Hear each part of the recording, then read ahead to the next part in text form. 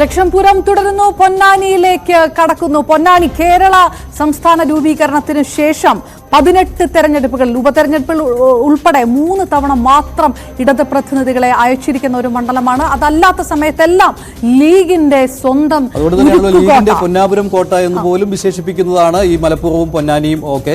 അവിടെയാണ് കഴിഞ്ഞ തവണ 1,93,000 വോട്ടുകളുടെ ഭൂരിപക്ഷം കിട്ടിയ ആളാണ് ഏറ്റവും കൂടുതൽ ഭൂരിപക്ഷം കിട്ടിയത് അതിൽ 3 തവണ ഹാട്രിക് വിജയം നേടിയ ഇ.ടി. മാറിക്കൊണ്ട് സമദാനി എത്തുന്ന ഒരു സമവാക്യ മാറ്റം അതിന് ലീഗിന് കൃത്യമായ വിശദീകരണം ഉണ്ടായിരുന്നു. അവരവരുടെ അതാത് സ്ഥാനാർത്ഥികൾക്ക് അവരവരുടെ മണ്ഡലങ്ങളിൽ തന്നെ മത്സരിക്കുവാനുള്ള അവസരം ഒരുക്കിയതാണ്. അല്ലാതെ അതൊരു ഭയപ്പാടിന്റെ പ്രശ്നമൊന്നും അതിലില്ല എന്ന്. അത് മാത്രമല്ല, അബ്ദുൾ സമദ് സമദാനി വന്നതോടുകൂടി പൊന്നാനി കൂടുതൽ സുരക്ഷിതമായിരിക്കുന്നു ലീഗിന് വേണ്ടി എന്നുള്ള വിലയിരുത്തലാണ് ഉള്ളത്. പക്ഷേ 2014 ഇവിടെ ഒരു വലിയ ഫൈറ്റ് വന്നതാണ്. അന്ന് വി അബ്ദുറഹ്മാൻ മത്സരിച്ച സമയത്ത് ഇ.ടിക്ക് കഷ്ടിച്ച് 25,000 വോട്ടുകളുടെ ഭൂരിപക്ഷത്തിലാണ് 2014-24 ആവർത്തിക്കുമെന്നുള്ള ഒരു പ്രതീക്ഷ ഇടതുപക്ഷത്തെ മുമ്പ് ലീഗായിരുന്ന കെ.എസ്. ഹംസയെ തന്നെ മത്സരിപ്പിക്കുവാനാണ് നോമിനിയാണ് എന്ന് പറയപ്പെടുന്ന ഒരാൾ കൂടിയാണ് കെ.എസ്. ഹംസ.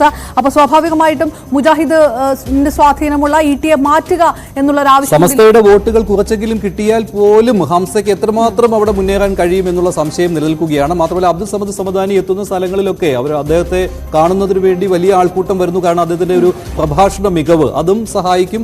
ഒരു ഫാൻ ബേസ് ഉള്ള ആൾ കൂടിയാണ്. നടത്തിയിരിക്കുന്ന ഒരു പരീക്ഷണമുണ്ടല്ലോ, അതായത് സ്വതന്ത്രനെ മാറ്റിക്കൊണ്ട് പാർട്ടി ചിഹ്നത്തിൽ തന്നെ മത്സരിക്കുക. അത് എ കെ ബാലൻ പറഞ്ഞ കാര്യം തന്നെയാണ്. കാരണം ചിഹ്നം സംരക്ഷിക്കുക എന്നുള്ള ഒരു കാര്യം കൂടി പാർട്ടിക്കുണ്ട്. അതുകൊണ്ട് കൂടിയാണ് സ്വതന്ത്രനായിട്ട് കൂടി അദ്ദേഹത്തെ പാർട്ടി ചിഹ്നത്തിൽ മത്സരിപ്പിക്കുവാനായിട്ട് തീരുമാനിച്ചിട്ടുള്ളത്.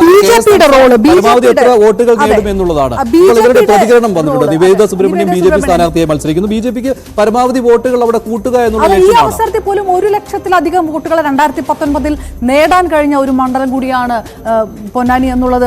വളരെ ഇപ്പോൾ ഈ പൊന്നാനി ലീഗിന്റെ കോട്ട എന്ന് പറയുമ്പോഴും നിയമസഭാ മണ്ഡലങ്ങളിൽ എടുത്താൽ ഈ 7-ൽ 4 നിയമസഭാ മണ്ഡലങ്ങളിലും കഴിഞ്ഞ തെരഞ്ഞെടുപ്പിൽ LDF-ന് ജയിക്കാൻ കഴിഞ്ഞിട്ടുണ്ട് എന്നുള്ളതും കൂടി എടുത്ത് പറയേണ്ടതാണ്. പക്ഷേ അത് 2024 സ്വാധീനിക്കില്ല എന്നുള്ള കാര്യമാണ് മറ്റൊരു വിലയിരുത്തലായിട്ട് ഉള്ളത്.